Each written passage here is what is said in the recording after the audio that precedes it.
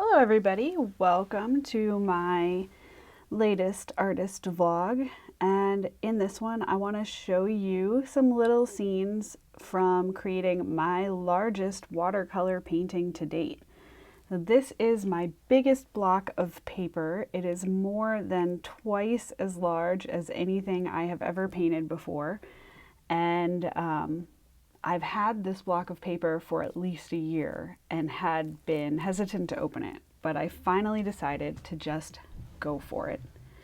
If you've watched my creative coffee break videos, you know I have a habit of painting for 20 minutes to a half hour each day before work.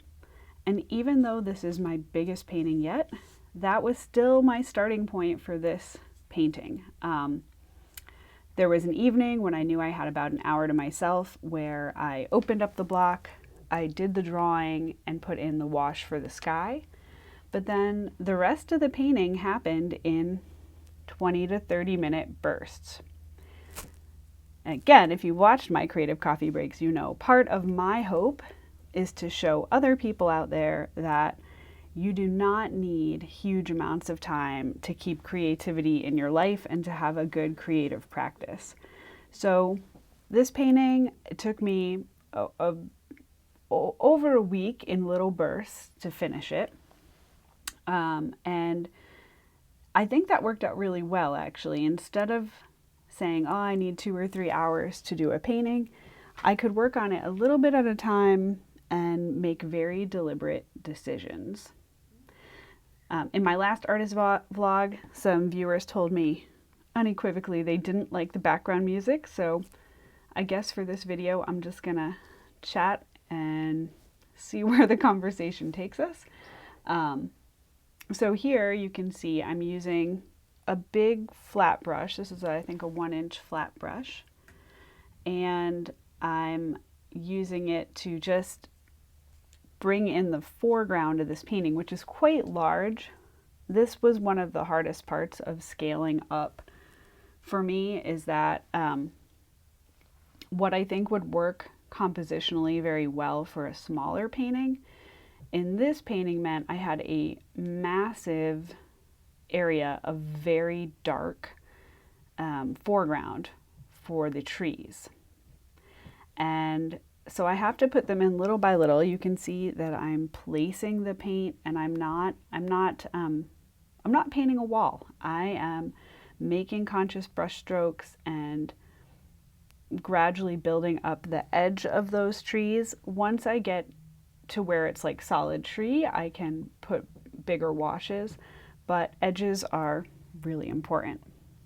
I'm also trying to vary the color a lot as I go. One of the things I did when I was setting up this painting is I took out my watercolor palette that I use for wet paint, like not my dried watercolor palette, and I made some decisions about color. So the colors that I'm using here are mostly Schminky ultra granulating colors from their Tundra set, and so I squeezed those out into my watercolor palette along with some of my standard colors like ultramarine and burnt sienna. So I had really juicy puddles of paint. I wasn't going to have to fight with them to get enough paint to cover these really large areas, and that was important. I know a lot of people think of watercolors as being the little pans. Technically, most people use half pans, and you have to re-wet them every time. But actually, you can buy watercolor in tubes, and you can use it straight from the tube, or you can squeeze it into pans yourself and let it dry. And I don't really use the wet paint that often. So here you can see my initial layer of foreground. I've tried to create a lot of variety. It definitely wasn't dark enough yet, and I had used up all the paint on my palette. So here you can see I've got my tubes, and what I decided to do to get a really dark foreground wash was to squeeze some of the paint into that little Dixie cup that you see there, and then loosen it with just a little water using a spray bottle so that I wouldn't get it too diluted.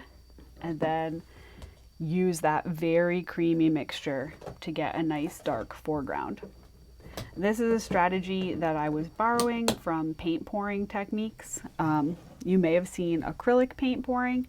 There are also people who do watercolor paint pouring techniques, and I have dabbled with that a little. You need a lot of space to be able to make a massive mess to do watercolor paint pouring. Obviously, it's very liquid. It goes everywhere. And the way that I learned to do it was actually like to pour the paint and then move it, like move the paper around to move the paint, and do that like over a trash can with a plastic bag in it to catch all the drips. And in my normal life, I do not have time for that setup or room for that amount of space. But it gave me the idea of how I could get the nice juicy puddles I needed for this painting. So it was a useful trick to learn. I went through quite a lot of paint on this foreground. So that was another part of the learning curve of using this kind of massive watercolor block. Yeah. Getting these trees to the right darkness was a real challenge.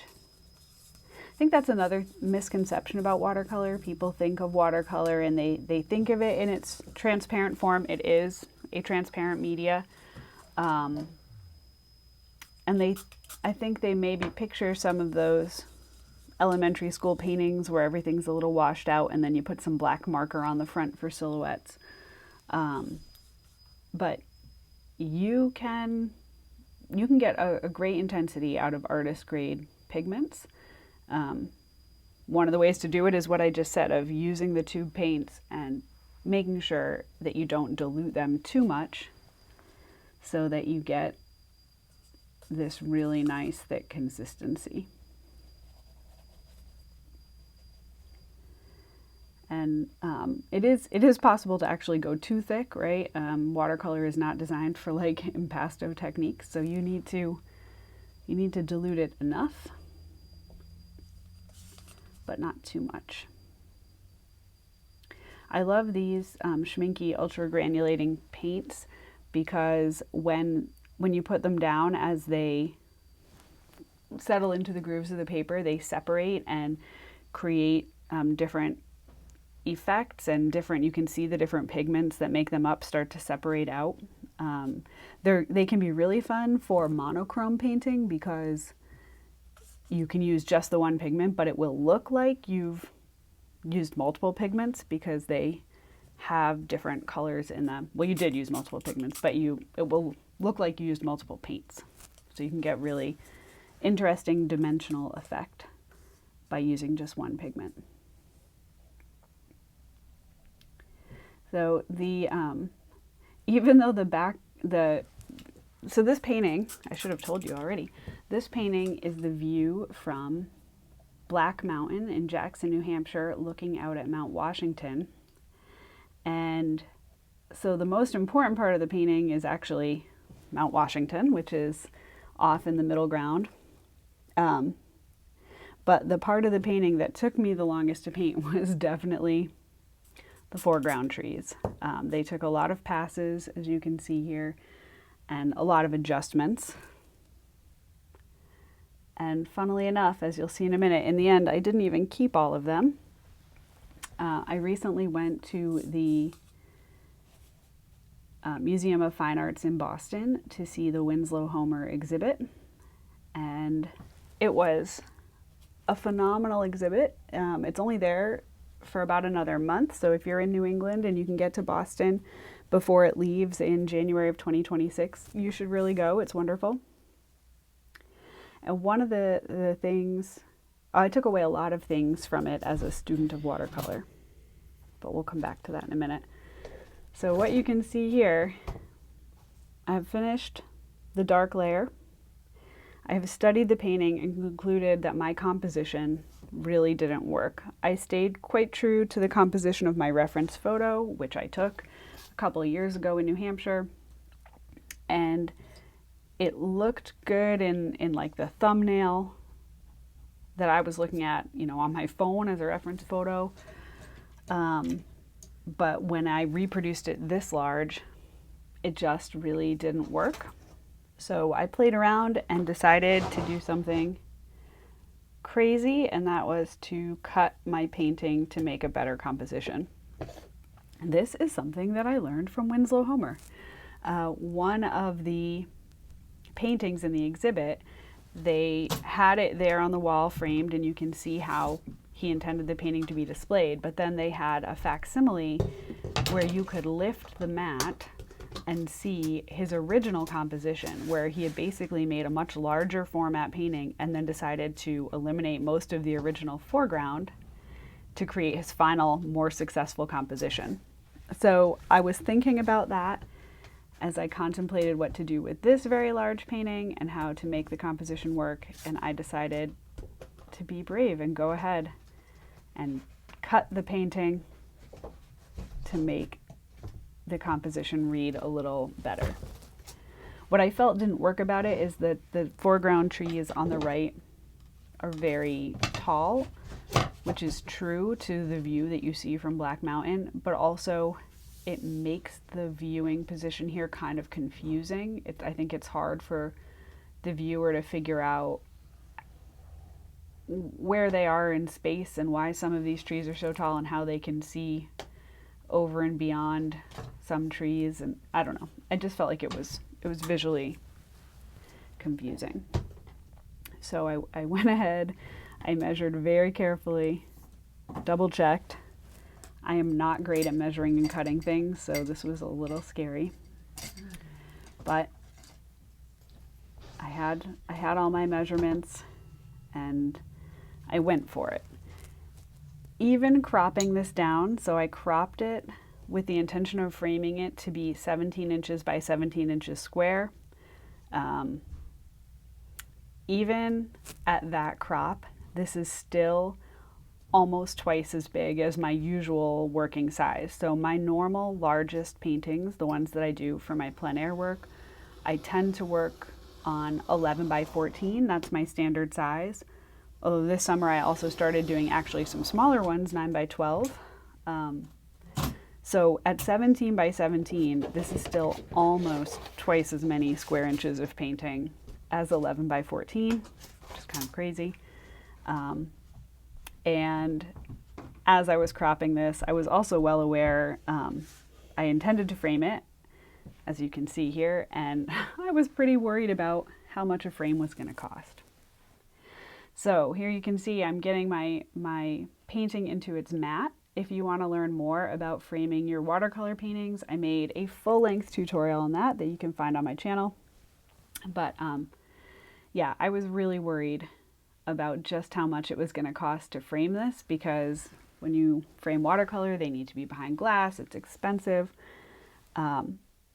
So cropping it actually helped. It saved me a few bucks, and I bought the frame through American Frame, which I highly recommend. So I ended up choosing a frame that was on sale. That helped, and it's really beautiful. It's a nice cherry wood finish, and I was really excited to get this in a frame just to see what it would look like to have my largest watercolor ever hanging on the wall. So you can see here I've got it in its mat. It's looking pretty good. That compositional crop was definitely worthwhile. And here I've sped things up a little bit. I'm just getting the rest of the frame ready. If you haven't framed your own paintings, it is a lot of work. On the day when I framed this, I actually had 5 paintings to frame, 3 that are heading out the door to the New England Watercolor Society Brushes with Nature show, which starts in January. And this one, which I intend to put on my own wall, and another one that is personal to me that I wanted to put on the wall.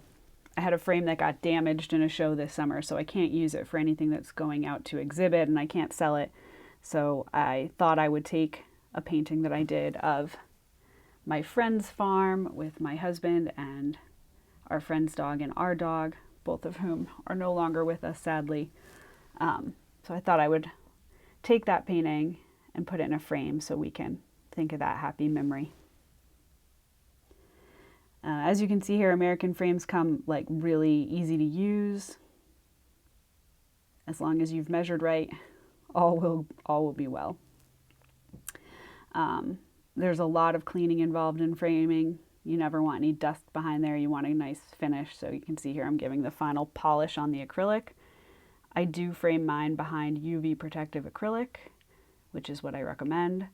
And if you do use acrylic, do not clean it with glass cleaner. Glass cleaner will ruin it. So use a specific cleaner for acrylic. And there's the final painting hanging on the wall behind my hubby. And the end. All right, well, I hope you enjoyed this video and that it's given you some ideas for painting large in watercolor. I'd love to hear in the comments what your experience is. Do you paint large? What sort of sizes work well for you? And do you have any tips and tricks you can share? So I'd love to hear from you in the comments, and stay tuned for more videos soon.